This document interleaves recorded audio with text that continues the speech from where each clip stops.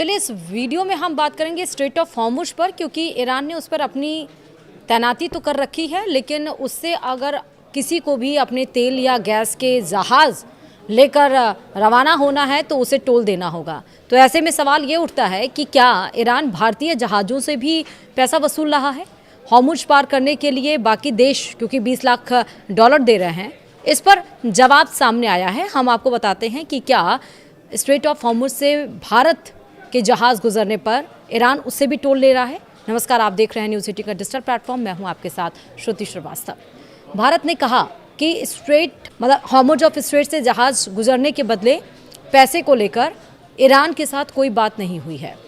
Iran Hormuz पार करने वाले कुछ जहाज़ों से ट्रांजिट शुल्क ज़रूर वसूल रहा है। विस्तार से समझते हैं।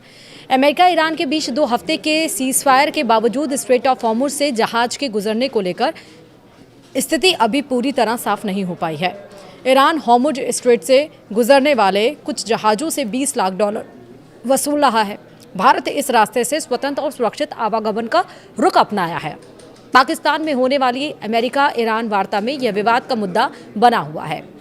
ईरानी संसद की राष्ट्रीय सुरक्षा समिति के सदस्य अलाउद्दीन बैरोजर्दी ने Islamic Republic of Iran broadcasting को बताया कि हॉर्मुज पार करने वाले कुछ जहाज़ों से ट्रांजिट शुल्क के रूप में $2 मिलियन वसूलना ईरान की ताकत को दर्शाता है। 28 फरवरी को ईरान पर शुरू हुए हमले के बाद से यह रास्ता तेल और गैस ले जाने वाले जहाज़ों के लिए बंद हो गया। अमेरिका के राष्ट्रपति डोनाल्ड ट्रंप की ओर से अस्थायी सीज़फायर की घोषणा के बाद भारत ने कहा कि वह ईरान से हताहतों की संख्या को लेकर बात नहीं किया। भारतीय विदेश मंत्रालय के प्रवक्ता रणधीर जायसवाल ने कहा कि हॉर्मुज स्ट्रेट पर टोल लगाए जाने की खबरें हमें भी मिली हैं। भारत इस रास्ते से जहाज के स्वतंत्र और सुरक्षित गुजरने की मांग जारी रखता है।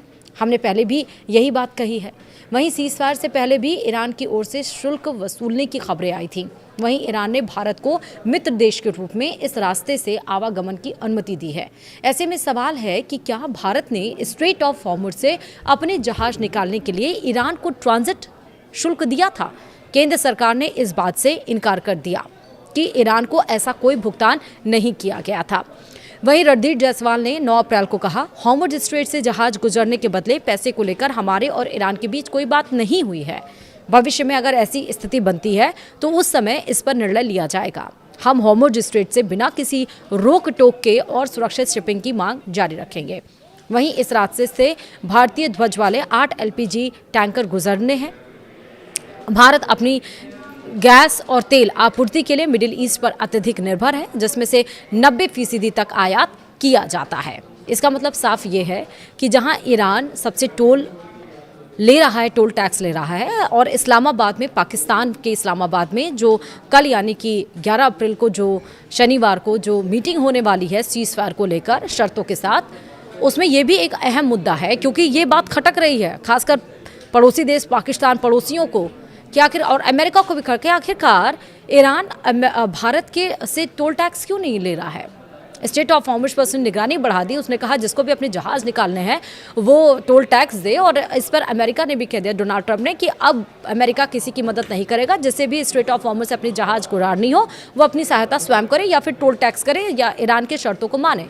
तो इस बीच ईरान इतना मेहरबान भारत के ऊपर क्यों है? ये डिप्लोमेटिक रवैया होता है, ये होती है राजनीति, और ये होते हैं आपके फॉरेन के साथ रिलेशंस किस तरह और आप कैसे मेंटेन करते हैं, जो भारत इस समय कर रहा है।